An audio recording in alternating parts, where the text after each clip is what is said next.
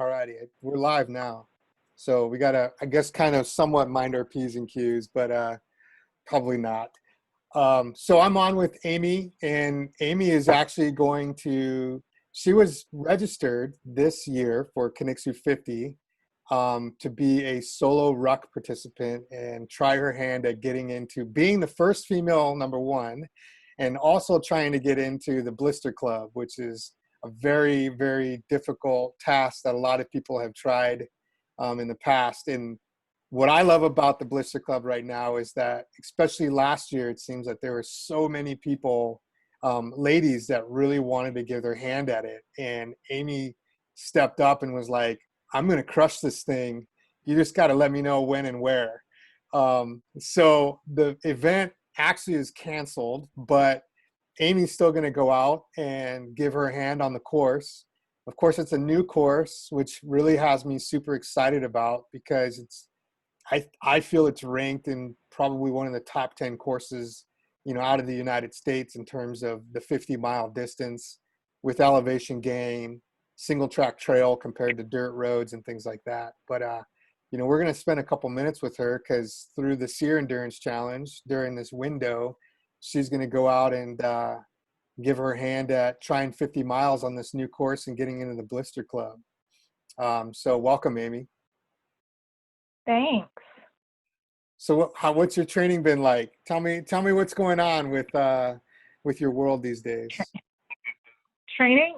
I knew I forgot something. I actually got into the Leadville 100 in August, and so I've been training for that. And 2 weeks ago Nice. They canceled it. I So know, bummer. yeah, so I'm not sure if I'm really excited that they canceled it, or and relieved, or if I'm disappointed. But it's out of my control. So this was supposed to be a training event towards that. This probably would have been my longest run towards that. And I have mostly been running weightless miles, although I run in the wintertime. So I wear some weight during the wintertime. And then the last few weeks, I have been adding weight.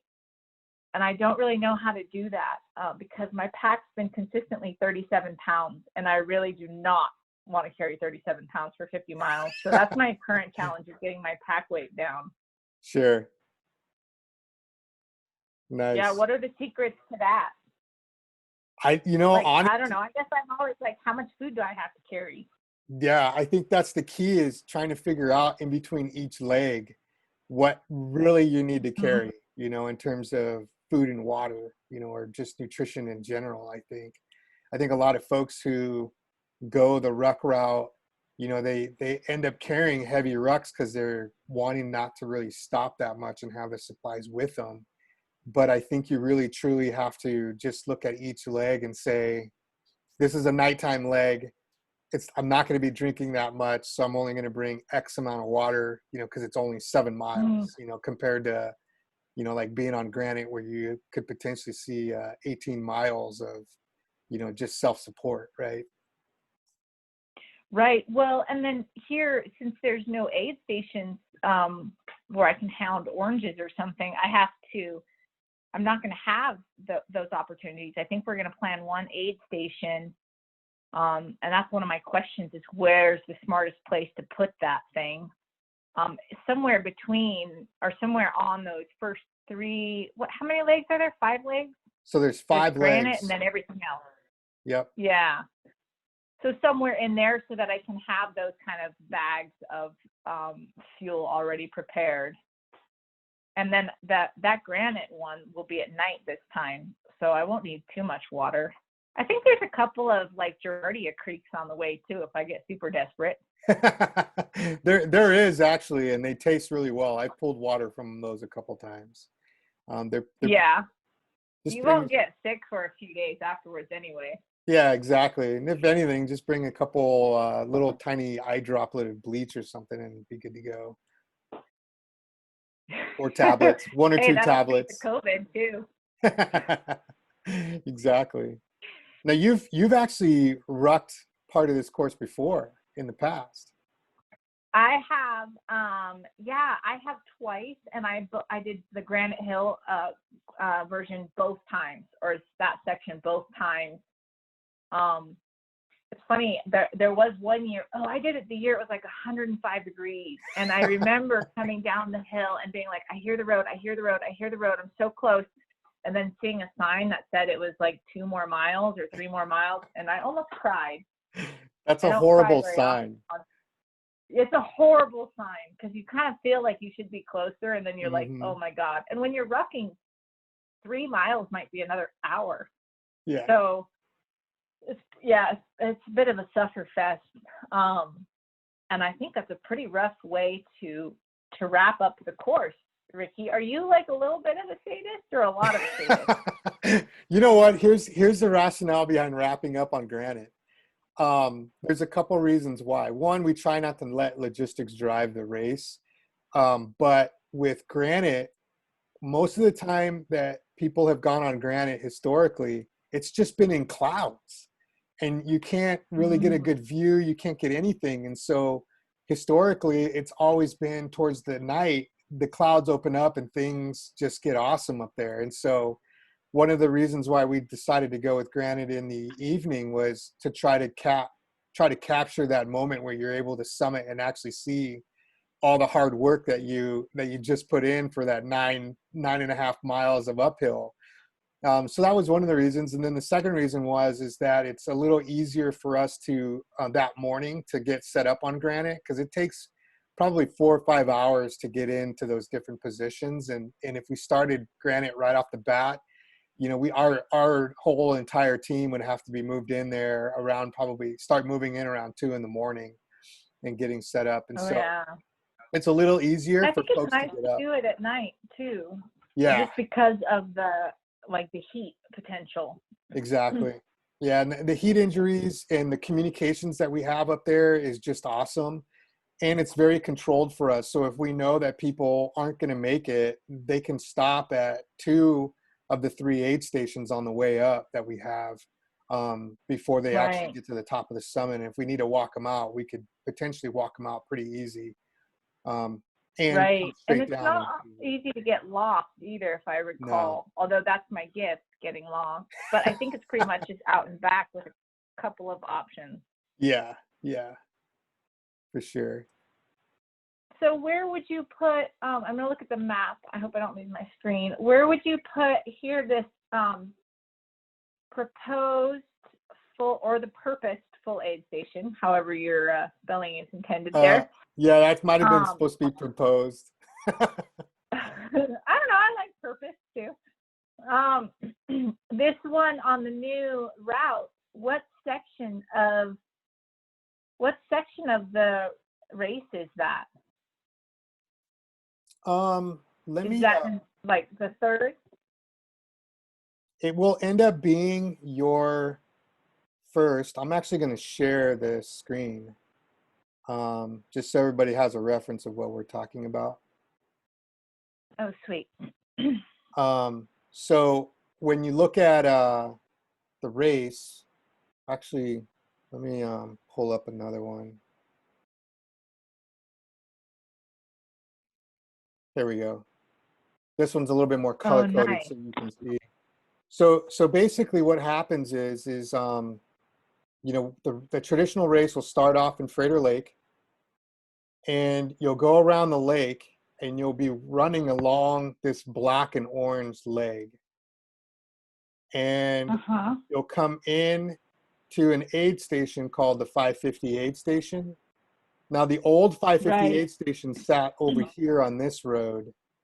But now you come off the trail and you make a left-hand turn and you go up, you follow a really old 4-wheel drive road up to this aid station. And it's a turnaround spot. Then what happens is you get on the dirt road and you run this purple leg for a little bit on the dirt road down to what we call the LA Pit aid station. And this is a big, huge campground or camping spot it's super popular. So a lot of people go onto that spot. Then you will make a right-hand turn up the dirt road for about maybe 3/4 of a mile or a mile or so. and you'll see the motorcycle trail. It's literally the same trail that you're on here and that you're on Granite. This is all part of that trail network. And so you follow this trail all the Okay. way up to Thomas Mountain, and then you come off of Thomas Mountain and you come back to 550 aid station to check in.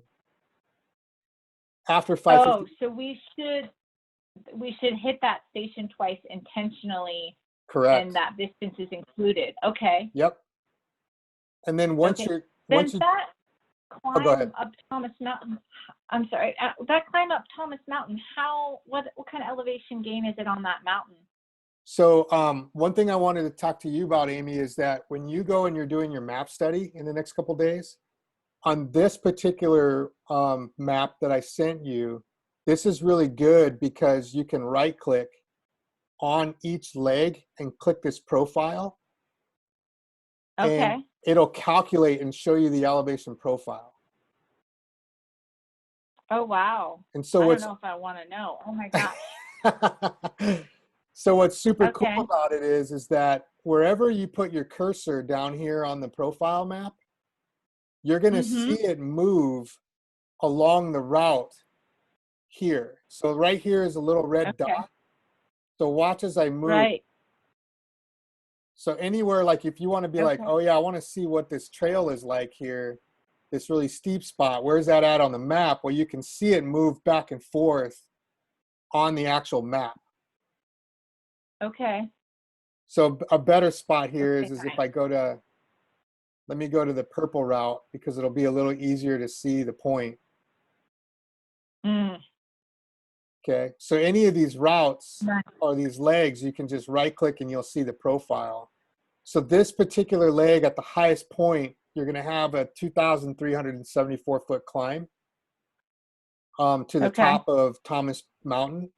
And then you'll have Okay. a roughly 1,700 foot descent on the way down back to 550 aid station. Okay. That's not as bad. When I asked her before, I was like, how much is on that Thomas Mountain thing? And you said 4,800. I thought it's 4,800 feet of change. And I was like, oh God. That's awful. Yeah, nope. It's still a pretty decent climb, but it's Yeah. not like a granite climb. Okay. How much of a change is in granite? So your granite leg, mapped out, you're looking at just a little over 3,000 feet Okay. with 3,700. Now the thing that is not on this that you don't see is this is just counting from the ruck leg. So the ruck leg for this leg starts at just up the hill and then goes Okay. up and then comes back all the way down to freighter. So you're missing about another 1,000 feet that is on the freighter lake, from freighter lake to just up the hill. Okay. Okay. So it's actually around 4,000 feet of gain. Oh, okay. I see. And so there's no good place to put an aid station there. So we'll pass Freighter Lake twice, and then what's the distance of leg one? How many miles is that? So leg one, let's take a look at what we've got. It's 10 and a half miles. Okay, and so that would be where we'll run into that aid station. Correct. So everything's relatively, with the exception of Granite Hill, everything's relatively going to be about 10 miles, huh? Yeah, I would say, your second leg, you're looking at just a little over 4.5. This leg here is 7.3. So yeah, you're looking at to be back to 550 aid is going to be around 11 miles. So 10 and a Okay. half, 11 miles. That'll put you back at 550 aid. And then you'll have another 10 down to freighter. Now, Right, and then that, okay. one thing you could do is if you got there early enough, or if you had somebody supporting you, They could drive up for the ruck relay. Here's Frater Lake. If you drove down the highway a little bit more to Tacoma Divide Road and you made a left-hand turn on Mm-hmm. Tacoma Divide, you can actually, and this is how our volunteers go to Granite Junction Aid Station, is you can park right at the very top, and there's actually a trailhead there and a little parking lot on the very top. And Right. you can walk down, and it's about 3.5 miles to get down to Granite Junction. Yeah. And somebody could go there and meet you there, or you could drop, some aid there prior to everything kicking off. That's What's one the spot. bear situation out there? Not bad. Last year we ran into a bear right around Granite Meadows, which is this area up in here. Uh-huh. But I mean, most of the time we're typically seeing them already running through the woods. Like, we haven't really run more of an issue into them. A lot of times your bear problems is usually up around the camping areas and the dispersed camping, which is Okay.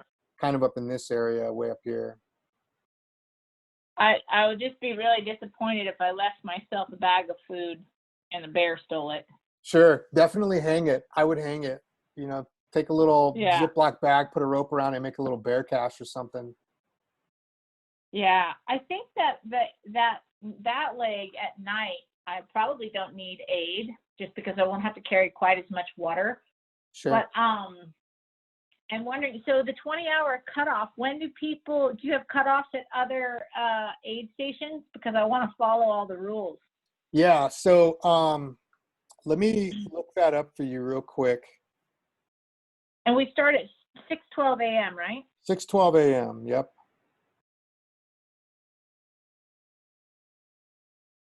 I was just on there.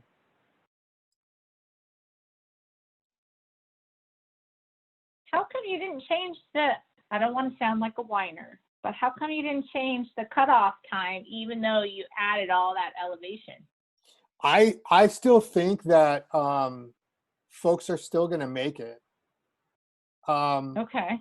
I think that the road itself, just looking traditionally at a lot of the time splits between the old route used to have people coming down this road, and that leg would be Right. done twice, right? And I think Right. that road just is so brutal that people take it slow. You either have people who are on it and run it super fast, or you have people that are part of the ruck leg that it's just a slower leg for everybody because it's just road marching, right? And so your feet just start hurting, everything starts slowing down because your hip flexors are, you don't have that natural kind of control that you get on the trail where you can have those little ups and downs and times where you need to just stop for a little bit and work your way around some, mud puddle or something like that. Whereas the road is just a Right. constant beat down. And I think that even though there's still a little bit more of elevation climb with the 2,000 feet of climb on leg 3, I don't really think it's going to be that much. So one of the things that we Okay. talked about is that we would have a drop dead time that once people left Frater Lake to go up to Granite, that would be a drop dead time. And once you are up there, you're basically up there. There's no other way other than coming back down, right? So if you make the cutoff Right. at Frater Lake, you've got to at least just get up there and back down. What's your Frater Lake cutoff? I'm looking that up right now. I want to say it was like 5 p.m. Let me see here.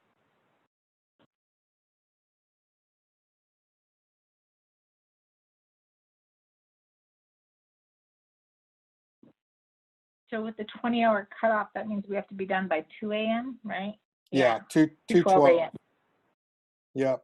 So it's a 5 p.m. cutoff at Frater Lake. Okay.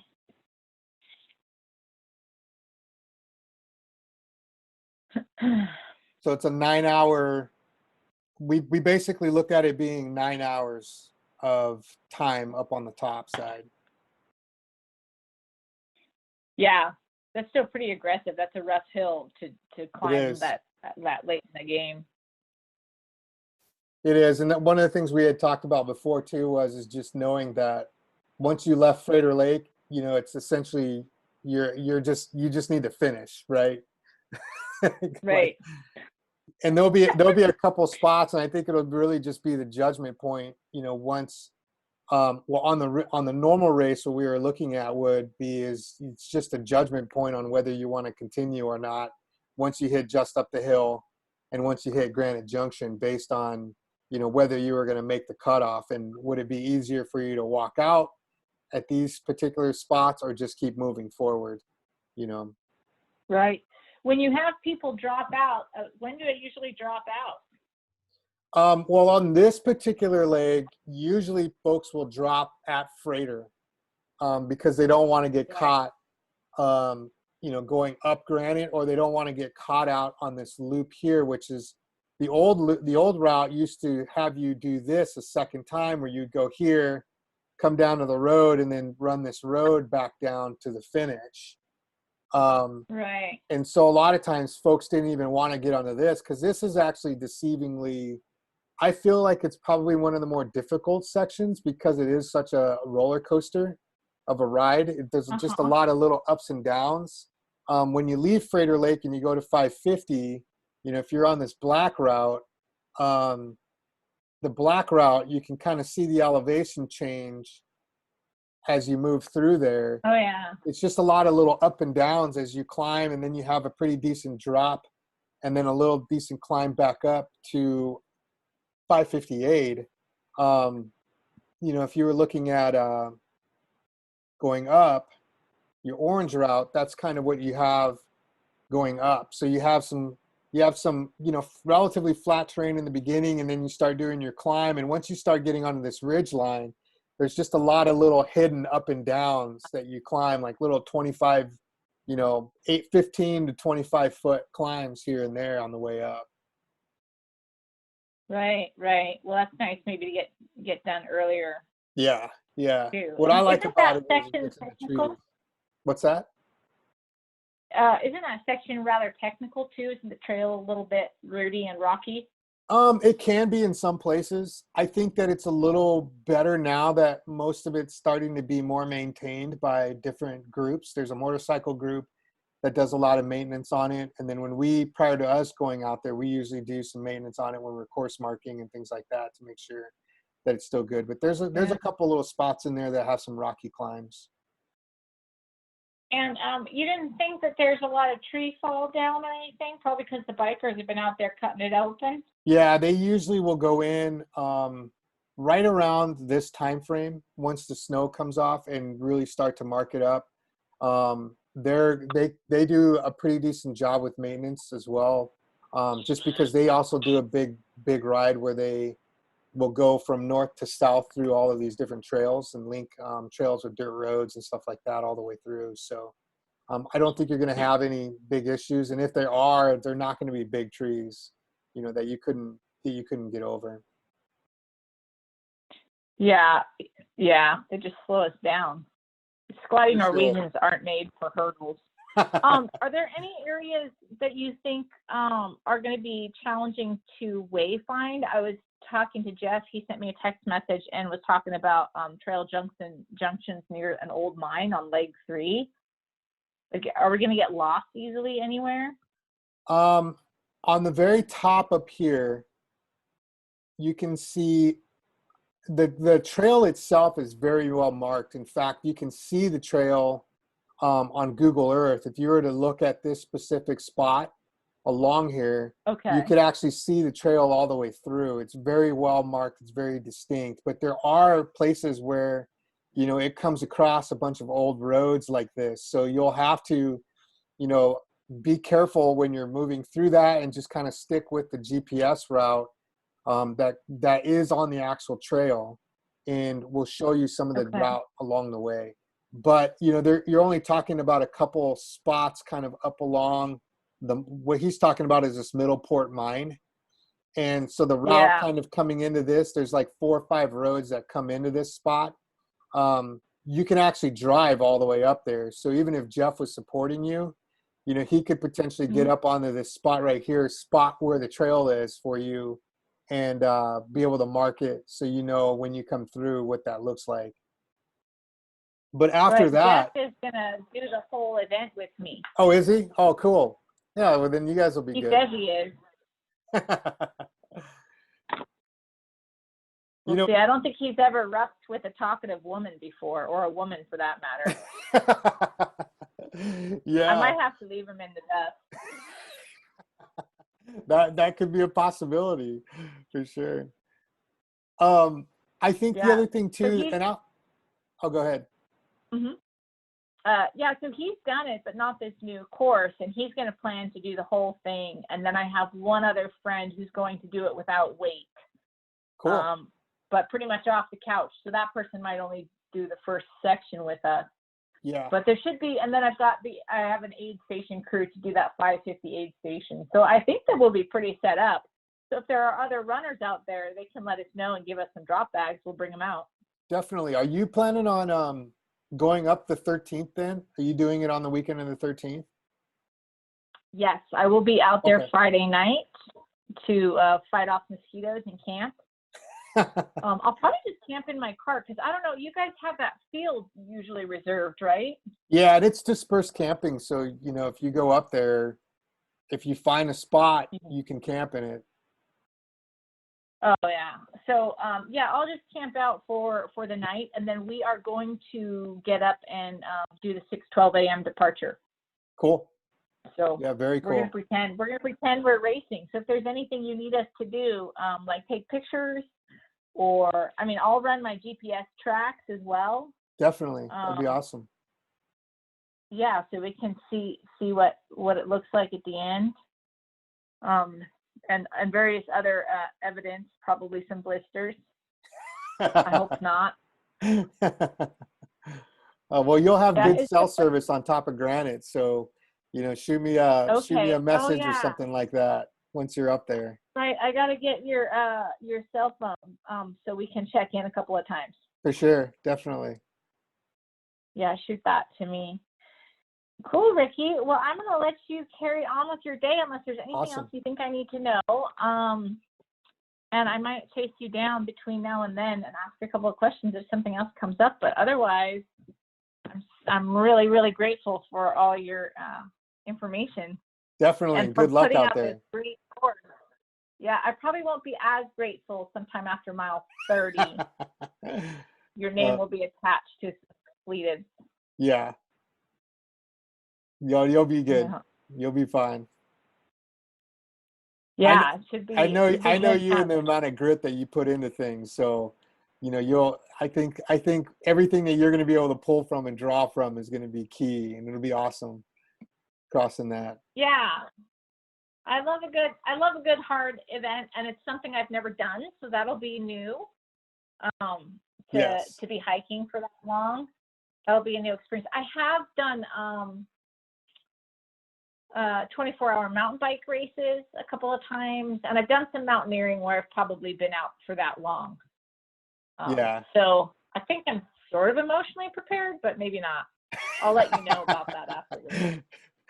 Well, any of those emotional mental breakdown things are always awesome. So just let me know what happens on those.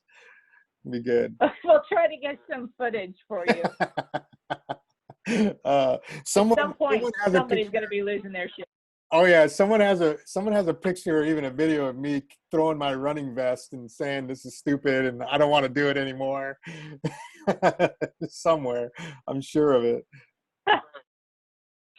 Good, good. What's Cool. your next great event? What are you going to sign up for? I'm in the late arrivals for the Sea Endurance Challenge. So that's 200 miles. So each week I'll do, one of the distances. So it'll be an 18-mile distance, the 32-mile distance in another week, 50-mile distance in another week. And that can be done over multiple days. And then the last challenge in the late arrivals challenge is to do 100 miles in 96 hours or less. And so Whoa. you can break it up 25, 25, 25 each day, or you could try to just do one big push. So that'll be it Okay. for me.